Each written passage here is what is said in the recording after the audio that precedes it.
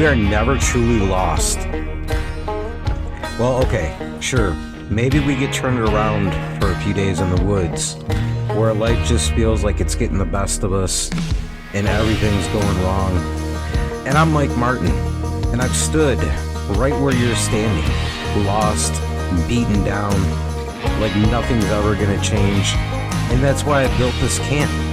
And that's why I'm inviting you to join me and all the members of this wild community. Because you know what, friend? It does get better. So come along with me into the wild and let me show you this awesome, unique skill set that lays within inside of you. With help from the land, we're going to unlock the steward that's inside each and every one of us that will lead the way out of the darkness and into healing. Here at the Camp of Healing on Project Mindfully Outdoors.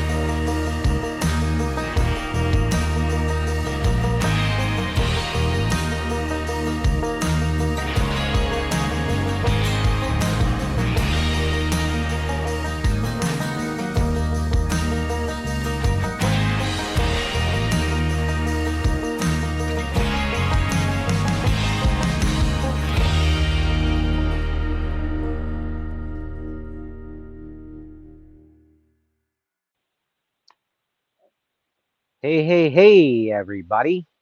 Welcome back to Project Mindfully Outdoors. And as we continue this backpacking and outback adventure here over the past few days, I figured I'd take a minute to set up another edition of the Campfire Sessions for you. And today I've got a special guest for you. Her name's Hillary Dory, and she's a leader in intuitive transformation. You know, transformation is something that goes on all around us as well as inside of us. And I think that the story that, we walk through in this conversation is one that's going to be like one of those eye-opening and awakening kind of moments as you listen through it and you think about yourself in different scenarios throughout your life and how they've impacted you. And it's going to leave you walking away with this idea that you can take control of the transformation. Things don't just spin without any direction, but it takes really tapping into yourself and connecting with that vision that you have in order to make that transformation. So I'm gonna get back to the adventure and tell you a little bit about where I'm at and everything after the conversation. And if you'd like to learn more about Hillary's work, I'll link to that in the show notes. But here's that word from our sponsor, and on the other side of that word, I give you my conversation. Enjoy.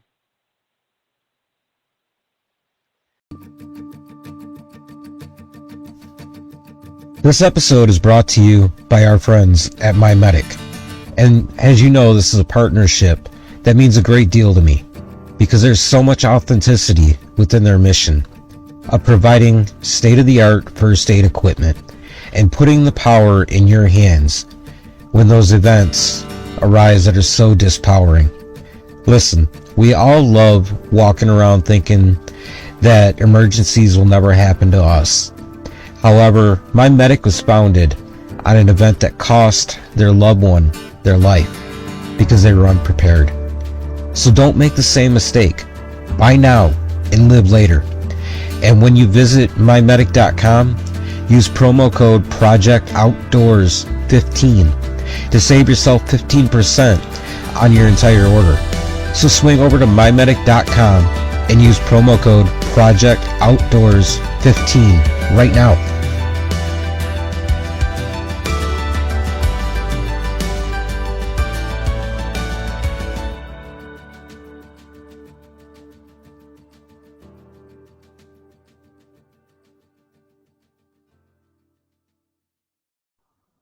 Oh,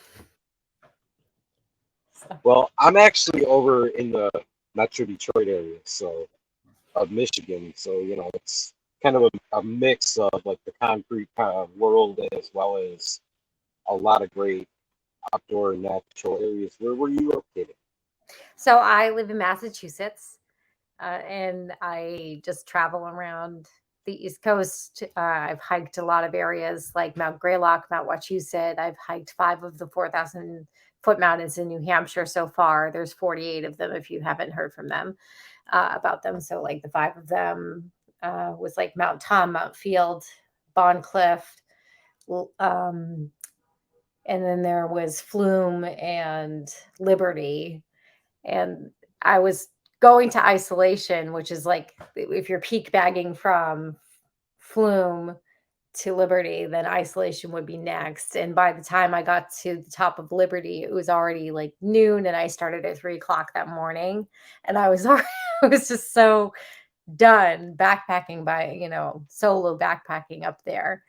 Um, which was really hard for me because I really wanted to get the next peak bag, but I was so exhausted by the time I got on top of Liberty. I turned back because I was listening to my body, and it's a good thing I did because I ended up taking a really bad fall off of a steep, like, very slim trail down Lincoln Woods in New Hampshire, and I sliced my knee pretty good. It's those grueling moments that I feel like really test us when we get out there.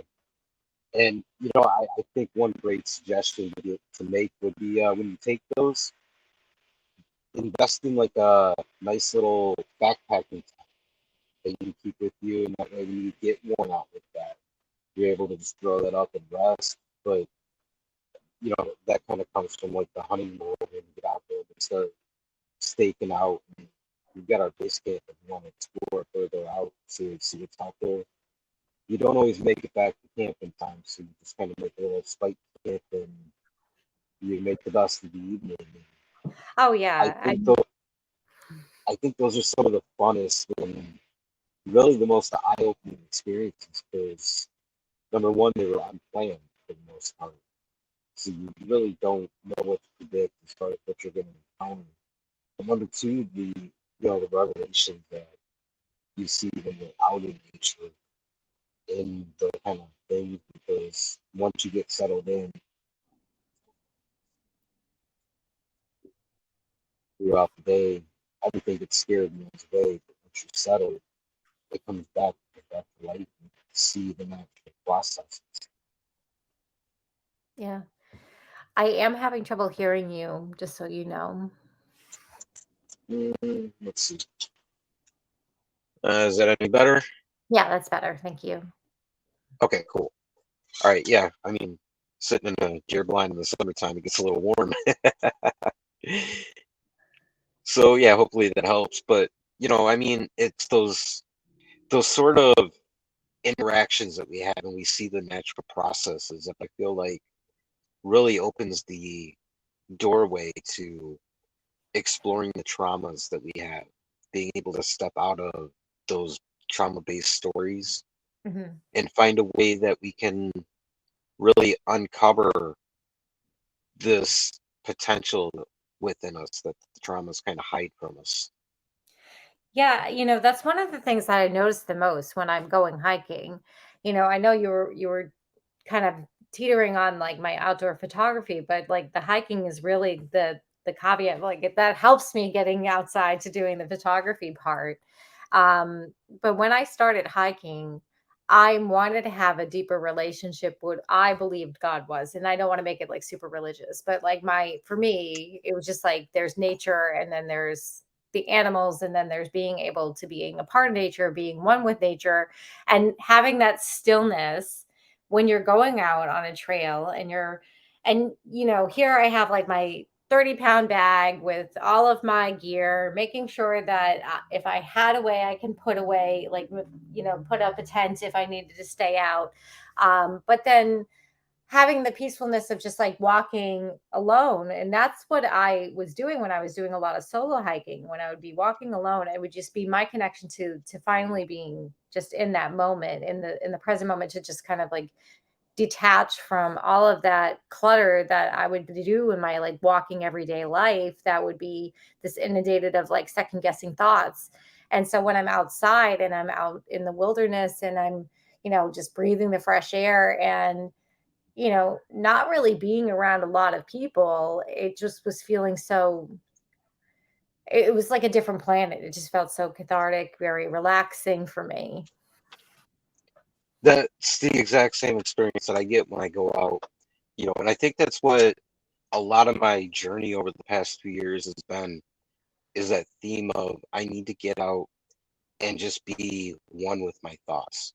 Hmm. For a long time, there was a lot of fear of those thoughts because a lot of it was trauma based.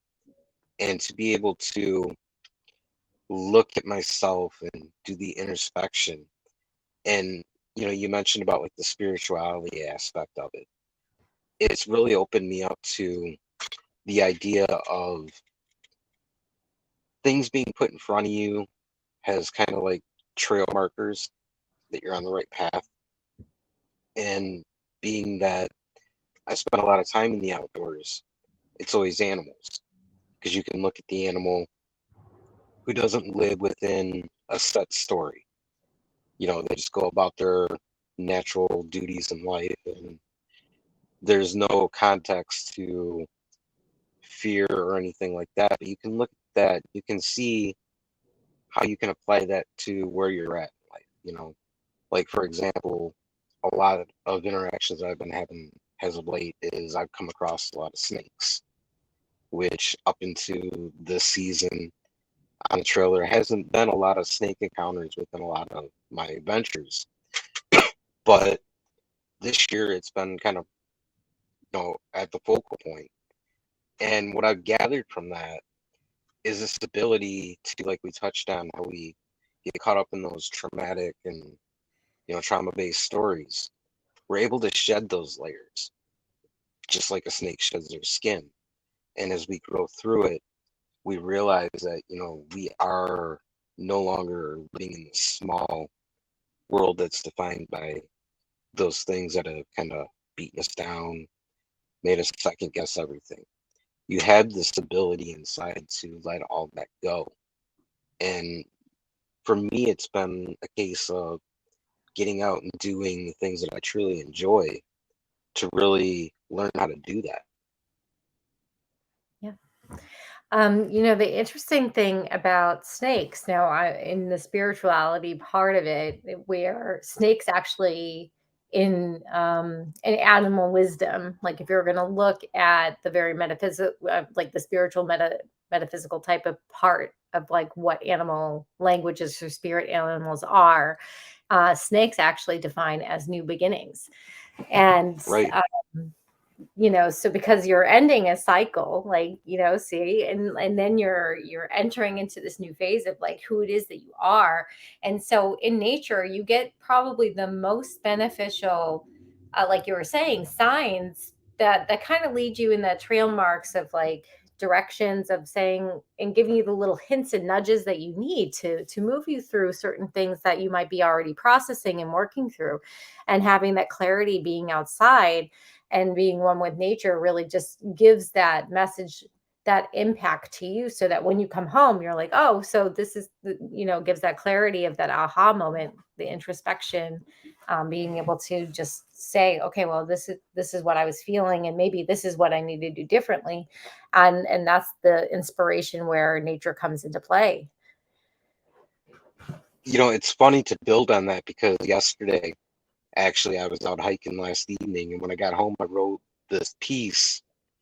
I didn't encounter a snake yesterday, but I was kind of thinking about it and realized how, you know, a lot of the time we move through life and we get caught up in the mundane aspects of it. It almost sort of dulls our perspectives and our senses, right? If you think about the way that the snake, he sheds his skin and he sheds his layers into a new beginning and into, a new phase of his life, it's almost like an invitation to look at every interaction we have as that new beginning, that Mhm. new, that new chapter. And to me, the way it came across was this idea that, when we're going through the mundane, we miss the little changes within people that we have relationships and interactions with. But when you go and you actually look at it from that first time, or like that childlike wonder that's inside of us, it's like those little changes actually jump out at you, and you're able to not only see them in the people that you interact with, but you're also able to see them within yourself. And it opens up this forum to be able to celebrate the progress of life. Yeah, I absolutely agree with that. Um, I mean, there's just so much to go off of that one thing that you're mentioning. Yeah, I don't even know where to go from there. I mean, like when it comes to, it's just more than just animals. But so it's interesting, like how our, and I don't want to, you tell me if it's too much, right? So when I work at things mindfully, we also have that subconscious mind, which they call the monkey mind, right? That just decides to Right, come and does the things, right? And one of the right, things that I've learned from work, just being in nature, is that the whole art of the game, being here, being present, being, is just being, that's the whole thing. And here, with the subconscious, when you go and you listen to other like people on podcasts or spiritual gurus, or you're listening to like things about the laws of attraction or whatever, um, the one thing that I feel like that they're missing the notes on is that they're just telling, okay, affirmations, and we're going to do positive thinking, and all is well with the world. Well, here I believed that for such a long time. And then I went and started doing more things that were more in alignment with me, going out into nature, going out and hiking, being more present. And all of a sudden, the aha moment was like, oh my goodness, I just need to be friends with this dude. This subconscious part of me. I just needed to be friends with it instead of shaming it and telling it positive BS, so to say, by telling it like, okay, all is well and I'm a millionaire, like whatever it is that I was buying into. And I just needed to be like asking, okay, well, what's it really telling me? Why am I really upset? Why am I self sabotaging, so to say? And what can I do differently to say that, to tell this other part of me, this negative part of me, like, that it's going to be okay, right? That everything that I'm doing right now as this as this higher power, this higher part of myself, right? What am I doing differently to help them feel safe? Because the only reason that that part is being so negating to all the positive stuff that I'm trying to implement into my new life is that all it's trying to do is trying to keep me safe. It's not trying to keep me stuck. It's just trying to keep me safe in a situation, in a pattern that I'm already been used to. So now if I'm stepping forward into like this more mindful and present self, then the negative part, that subconscious part, is going to start creating that clutter. And when I'm outside, I just become friends with it and say, okay, well, what is it that we're afraid of? What can we, look at all these things that I'm doing for you now. And I start pointing out all the little positive changes that I'm making so that I can make this agreement with this unconscious part of myself that's creating that negative self-talk, so that so that part starts easing in and relaxing, so that it starts feeling more safe. And that safety actually starts creating that more present moment for me. And that was the blessing of like the many walks and hikes that I've done, where I was able to just create this unified relationship with all of these parts of me, which was the negative and the positive part, and being able to just mindfully approach more of the present moment, because I didn't have to worry about what the future was going to hold, because I knew that if I was present, then I had full control over what my next step would be, right? Well, I think to go all the way back to the beginning of that, there's a very important point you made. Is Hmm. a lot of the time when we find ourselves in like this thirst for change or for direction, we'll turn on the self-help, podcast, or we'll pick up the self-help book and we listen to it or we read it, and then we think we know it all. Hmm. But the reality within that little trap is it only gives you an idea. You're getting a context of somebody else's story. So it's really channeling that mindful aspect of that and being able to say, okay, this is like a roadmap. This is somebody else's experience. Just because I read it, it doesn't necessarily have any bearing on my direction. I have to actually go out into my safe space, be it, whatever, the outdoors or, whatever hobbies that you have. Those are kind of like the safe spaces where you turn off all of the fear, all the different stories that you tell yourself throughout the day within the concrete world to get through. And, it almost drifts back to the idea of like a survival camp Hmm. because listening to the podcast or, reading the book gives you the materials to be able to build the tent, but you've actually got to do the labor to put that tent up and have a shelter.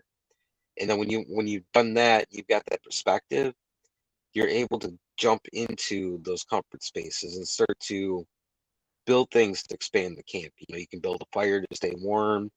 You can go out and pursue food to eat, find water to boil in order to hydrate, even grab some logs and build a chair for somewhere to sit comfortably.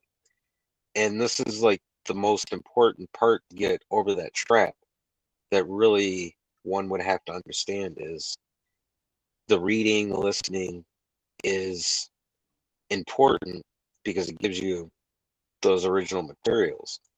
But in order to apply it to your story, you have to go out and live the experiences.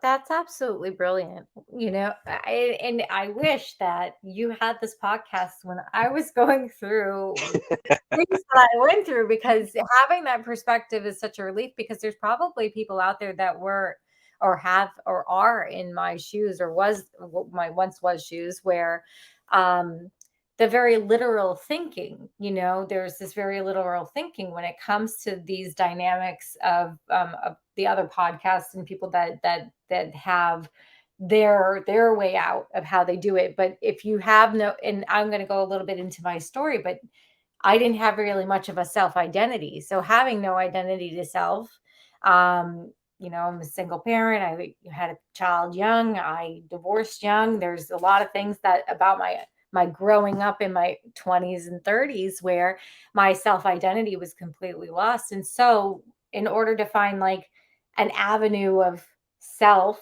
I'm going to these people, I'm reaching out and buying their courses, or reading their books, and I'm like, well, they know what they're doing, so I'm going to do what they're doing. And hook, line, and sinker type of idea, where I just would go into it, and I took it very literally. And that I know, and I've seen online that there are people out there that do take these things very literally, and having that refreshing perspective of like, you know, looking at it more of a very subtext type of thing. Like, no, this isn't a literal thing. This is this is something that can help you. You could use it to your own discernment.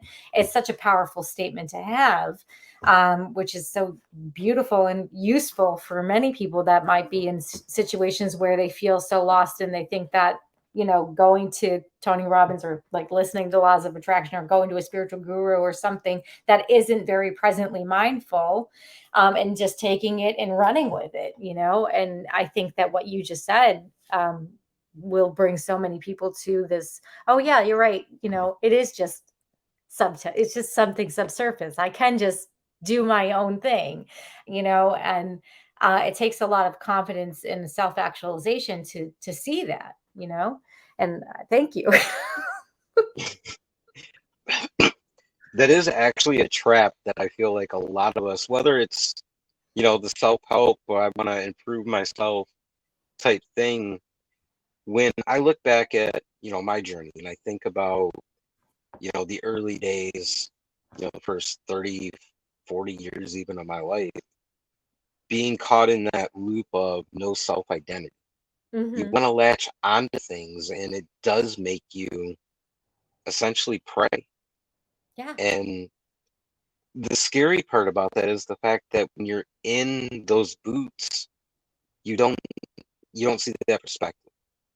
So whether it's a guru that is only in it with the textbook and the agenda of, I'm gonna make my life based off of all this other stuff, and I'll feed you a bunch of hype words and a bunch of smoke to get you going, or it's within our lives and we're seeking out relationships and connections that seem like us within that mindset to actually fulfill the idea of giving us a purpose and giving us value, identity, when in reality, those are only there because it's serving the other person. Mm-hmm. And, as I've shared many times between this podcast and talks that I've given, that was kind of like the breaking point is unfortunately, you hit rock bottom. For me, it was sitting in my truck, looking in the mirror, homeless on the first night going, dude, something ain't right here. This thing that I'm chasing, my compass is not only pointing one direction, but it's spinning haywire. I've got to actually put my feet in some boots and start walking in order to find the idea of north. And when you're in that predicament, it's not so much feasible to be able to just pull a compass out of your pocket and decide, okay, I'm gonna let this compass tell me where north is. Mm-hmm. You've got to kind of think outside the box a little bit and realize it gets back to the idea of materials that are handed, almost like bushcrafting, really, where you pick up, whatever materials around you, and you allow that to help you identify based on the sun which direction is north, and then you start to travel that way.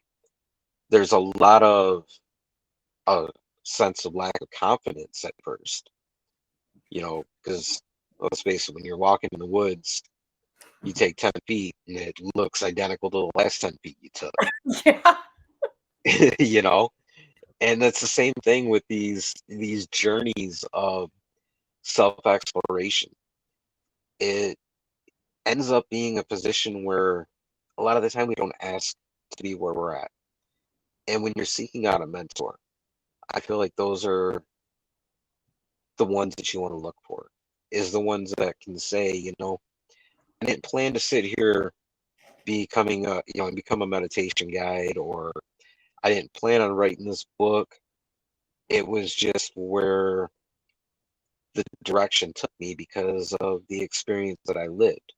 And I want to share my journey and my experience with you, almost as if picking up a needle and magnetizing it and then tying it to a piece of thread helps you to find true north. That was beautiful. My breaking point. I got to tell you my breaking point, because and you again, you could tell me what you want me to talk about, but my breaking point, I actually was in a cult.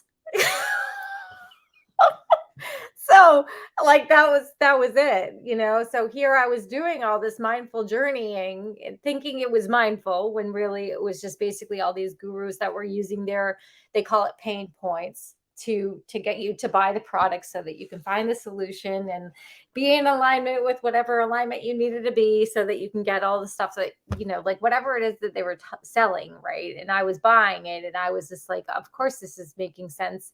And I got to a point where I was kind of in your shoes. I wasn't homeless, but I spent too much money. And then I was kind of so fearful of losing this community that I had built from buying their products. They brought me into their little online community. And, they were explaining that if I was out of alignment of love, then I would be in hell, and I would be living in fear with everybody else. And I'm not in alignment with God, and I'm not in alignment with my heaven on earth. And I was like, oh my goodness. So then they had me talk to this coach to get back and buy another product, get another coaching session. Right. And then I was explaining to them my circumstances, where I was at financially, where I was at mentally, where I was at emotionally and physically, because I was kind of interacting in this like very abusive relationship at the time. And I'm like, what am I doing wrong? Well, I bought the book. I'm doing this exercise. I'm doing all the stuff that you guys are telling and preaching to me. And I'm afraid that I'm going to be out of alignment to this heaven that you're speaking of. And then the coach was like, well, you understand that abuse isn't real. And all of a sudden I was like, no, no, no, no, no. It was just like the light bulb shattered, and I was just like, okay, this is nonsense noise. And I exited quietly. I got excommunicated very quickly after that. And I was, like you said, lost and like trying to find this direction on my compass, and going outside and just kind of getting off of the internet for some time and being able to recollect myself, recollecting, to who it is that I really was and why I was doing what I did. And, metaphorically breaking some type of addictive situation, even though it was like this internal addiction to like to trying to find a way to keep on healing, right? Because that's what they want you to believe. Like you just need to heal it, heal it, heal it. And I'm just like, but I am healed. So as soon as that guy said it, everything was just like done. I was done. I was done. I was out. And I'm like, I'm already healed. And I started making friends with myself. I was very self-conscious, I was not very confident. And I just would just go out with my backpack and go into the woods and just sit with myself and just come to this radical honesty of what the hell am I doing and what can I do differently so that I can become a better me that's not this stuff, and that was probably the best thing that I ever did for me.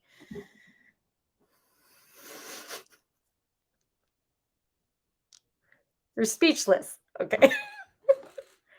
Oh no. Did you pause?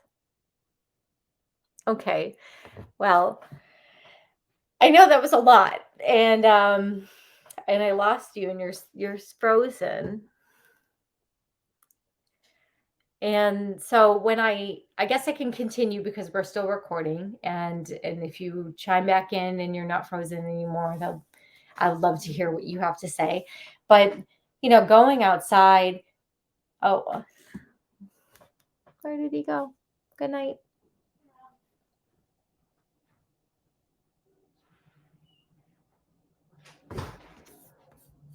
Okay.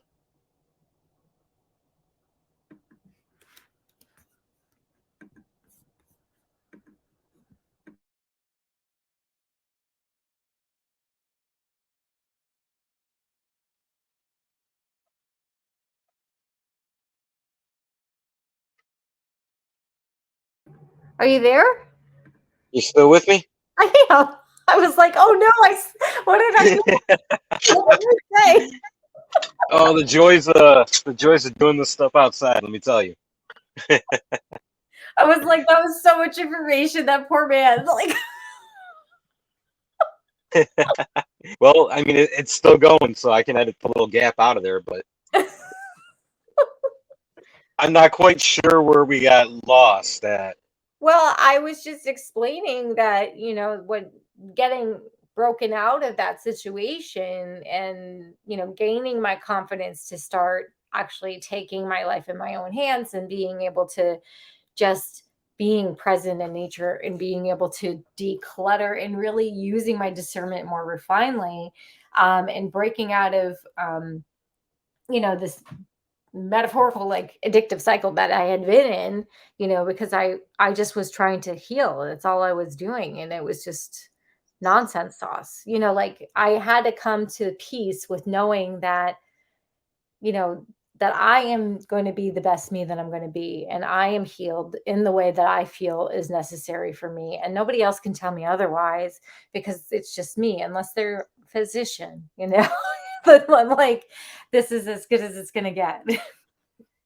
I think that actually that is one of those beautiful examples where in reality we're kind of told a lot of things, right? We're told that this is the definition of you're healed, or this is the definition of success, or whatever it is. But in reality, the definition of that is something that is uniquely prescribed exclusively for you. Mm-hmm. And, I think that is a very scary thing at times to accept, because what that does when you really dig into that kind of medicine is it opens you up. It makes you do the introspection, and it makes you really responsible for the vocabulary that goes into the story that you're writing, the direction of it, everything. And those are sometimes some of the hardest things to grip, especially when you're in those more vulnerable type situations. Mm-hmm. And sometimes I don't know if it's any different for women, because women are we're so emotionally entangled with so many things. We have so many outlandish expectations for things that are just and this is my perspective, for men are just so simple, right? There's this very simple way, matter of fact way of thinking that I see that men have. And then women, on the other hand, we take something and we create this whole extravagant story. And then we add on and add on and add on.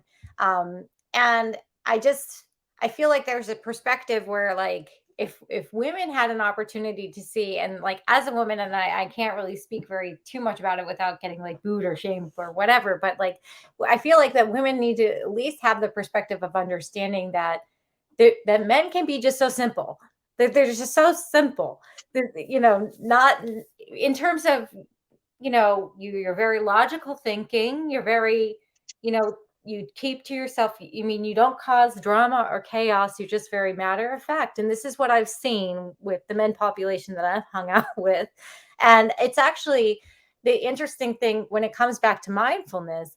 It's given me a lot of perspective of how to become a better female, in terms of like a female partner, or a female, like in general in the life, like interacting with other females and other men, where like men have this object of being so logical and present, where being present can be so easy. But women, on the other hand, we have this idea and this expectation and this other narration that goes on in the back of our head about other things that happen and other things that we think are happening.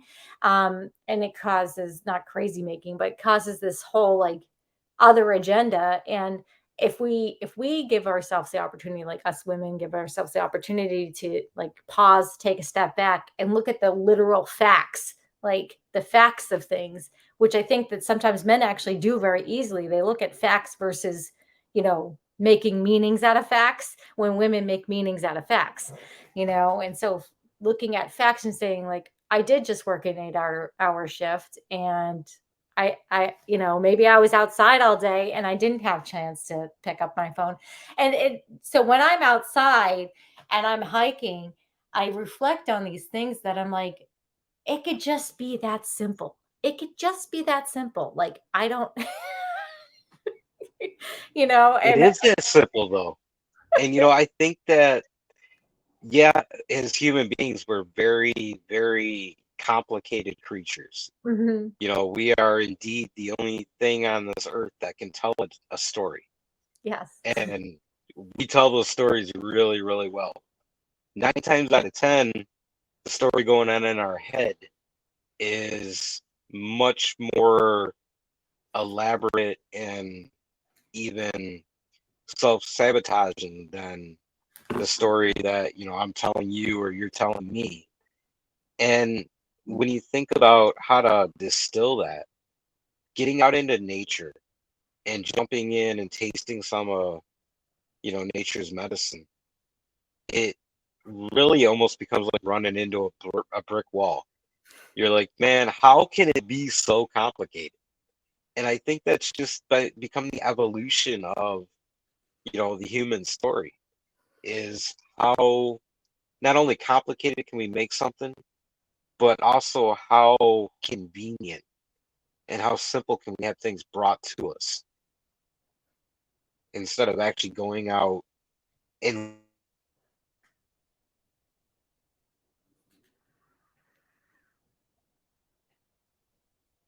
don't know. You're doing. I really love listening to you. I do not feel like the interwebs are. I was enjoying listening to what you were saying. So I'll tell you what. There's one question that I love to ask everybody after we get these conversations rolling, Mhm. and that's from your journey, from your experience. You have to share a story that not only inspires, but also gives somebody a direction to help find their north. Mm. I might have to ask you to make it less broad. Is that okay?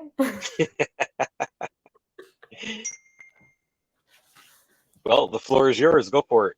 Okay. Well, what helped me find my north. So, if it's okay, it's not necessarily about hiking, but it is kind of about hiking.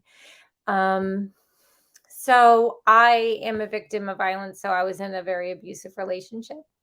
And that led me to these doors and roads where it was very confusing. But at the time, I was enabling myself from feeling really hard and deep truth feelings when it came to what I was experiencing. I was running away, just mentally running away from this very abusive situation that I was in. And I was scared and I didn't know who to go to. And here I was, trying to get the help in the community that I needed. And it seemed like every door, in my not in my house, but in my community seemed like that there wasn't much help. Like I would try to get the police involved, and they were like, well, you need this much collective evidence. I would go and try to get a restraining order. I would need that much collective evidence. And so I felt so discouraged, which led me to these like spiritual paths, which got me into that cult that I was explaining about, because I was trying to find a way out and I felt tremendously unlovable. I was just so defeated. And in that, it was at least about after I got out of it. And I was out of the abusive relationship and I was starting to get healthy and I was starting to get directions. I was actually introduced to this domestic violence um, community called the Hagar Sisters. And like I said, I'm not a terribly religious person, but I do find God in, I see it more as not universalist, but I see it more as like God's everywhere. God's in the woods, he's in the animals, he's in the grass, and so here I was in this domestic violence community, growing and learning more about how to take better care of myself and understanding my boundaries and understanding what's abusive and what's covert abusive, how to get yourself into healthy situations. And I took a really hard look at my life because here I am, a single parent, and I was giving myself so much shit for putting myself in this situation with my, here with my child. And I felt like it was my metaphorical rock bottom because I just was starting from scratch, learning how to be me, learning how to do something different for myself, and learning how to actually like have that confidence, to believing in myself in a way where healthy was an option, right? And healthy was possible, or like mentally strong, putting up boundaries, speaking up for myself type of thing. And I then really started dedicated to solo hiking. And when I started solo hiking, here I started building my support network and I started going out solo hiking and I stopped being so scared to actually physically go out longer distances outside of my house, per the abusive situation that I was previously in. I was already in this mindset that if I was gone for a certain amount of time, something would happen to me or my child. And so I started getting the confidence where I could physically leave the house for longer durations, to the woods, to hiking, to the trails, and I would come home and my child's fine and everyone's safe and everybody's good. Um, and it gave me this purpose of feeling closer to God, my personal identification of what God is, And I would remember something that my mom would tell me, which is like, anybody that's trying to take you away from your friends or family or community, they're not good people. Right. And I was taught that, and I would remember that on these hikes, and I would feel like this sense of new confidence when I'd be out solo and feeling the wind and sitting on this rock, listening to the water and listening to the birds, listening to the frogs chirping. And I just started building this new relationship to what I felt God was, because for a while I felt God had abandoned me. And again, like, if it's too much of a conversation for you, you let me know.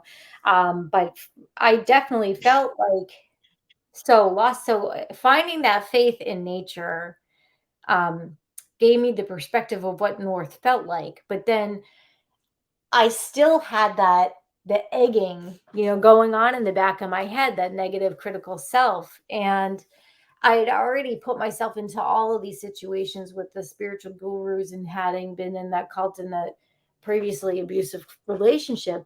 I, I would buy into this negative part of me until I would go outside and I'd have the feeling like, all of a sudden, the aha moment of like, I just needed to make friends with her. I just need to tell her it's safe. I need to tell her it's okay. I need to tell her that we're doing healthier things for us. So like, I had to start having this like third party conversation with myself, so that I could start building this relationship to being a different foundation of who I am today. And if it wasn't for the experience of me stepping outside and remembering what my mom said, and then remember and feeling the presence of this like ultimate purpose, like being outside and being present and being around, this light loving feeling of like nature and God and all the animals around me, like it just gave me this like this whole new discernment of like, I can actually be me, and I can love all of these parts of me, even the ones that have been wounded. And I can write a story that's dedicated to me, like you were saying earlier, about like just kind of claiming it as your own. You're claiming your own true self with this like blueprint of what people have given you. And like, and here I kind of came to that realization being in the woods, because I was just so ready to move forward, and I was already seeing what I had enabled myself with, and it actually led me to the path of becoming the trauma informed coach, where I'm planning on getting my master's degree in counseling. And it came to the realization where like, I'm an adult child of an alcoholic, and I was looking at all of these experiences that I had in the past, and the characteristics of what an adult child looked like, and everything just kind of became this big epiphany. And that epiphany was just like, wow, okay, now that I've admitted myself, I've admitted the truth to who it is that my foundation was at, where it was, I can actually now start from scratch. I can start from scratch, move forward, and be present. And I can now make conscious choices to the things I, invest in, and the things I digest online, or the things that I listen to, or the things that I do decide to take to heart, if I choose to take it to heart. And so it gave me more of that inner voice to strengthen my intuition, being able to just come to the conclusion to finding that discernment. So the true north was just like, I it's not like everyone needs to hit a rock bottom to get to like the core truth of their situation. But if they just give themselves an opportunity to pause and ask very honest questions to themselves, is what I'm experiencing good for me? And within reason, take the people out, take everybody else out of the equation for a time period, like give them a little bit of a timeout, med- imaginarily time out, and just ask yourself, is what is going on with me a good thing? And you giving yourself the opportunity to say, I'm ready to be fully honest with myself, and giving yourself the courage and opportunity to do so will enlighten them to a way to, how can I step forward if it's not healthy for me, right? And so that's basically my 2 cents on it. No, I think that honestly, that is some very solid medicine.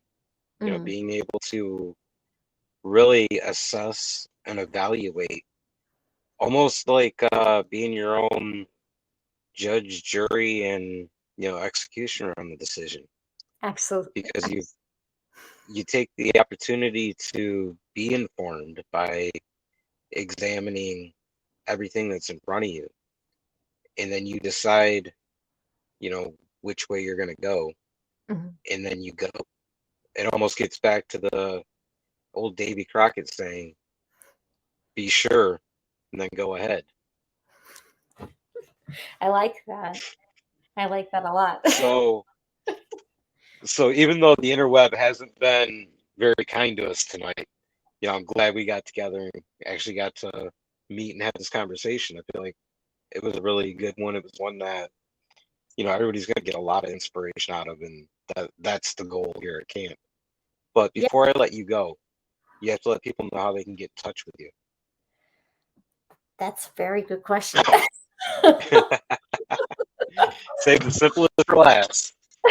So, um, you can definitely find me on Facebook.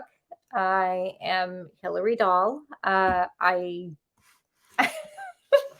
on Instagram at HD Design LLC, and I can give you any information that is about me through Messenger if you need to add that to your info for the podcast of any sort. But not to say that I'm hard to get a hold of, but I this was my inspiration to step myself up into how it is that I offer myself to the world. And your podcast was like, this is everything. I love it. So I'll link to everything in the show notes. So yeah, anything you got, you can shoot my way. So thank you, Hillary, for doing this. This has been great. yeah, I really, really enjoyed it. Thank you so much. Oh, absolutely. You're very welcome.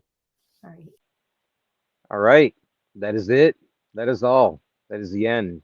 We've reached the end of yet another edition of the Campfire. And I want to thank Hillary for sharing her story and providing almost a roadmap, more so some sort of direction to help you aim your compass and find your own way to control the transformations that you're experiencing. And, before we get out of here, I want to talk a little bit about the adventure, about the backwoods here. We've been hanging out here in the around the Brackus Dam and in the Brackus Game Area, which is a part of the Michigan Gems. And what that is it's a movement to improve the upland game hunting experience in Michigan. So I think it's something that a lot of us can really not only get out and enjoy nature by taking the experience, but you also gain a very special connection with the world around you. You build a greater understanding. And, I think it's something that, you should really look into. So until next time, get out there in the wild. It's where the stillness and the adventure lies. See ya.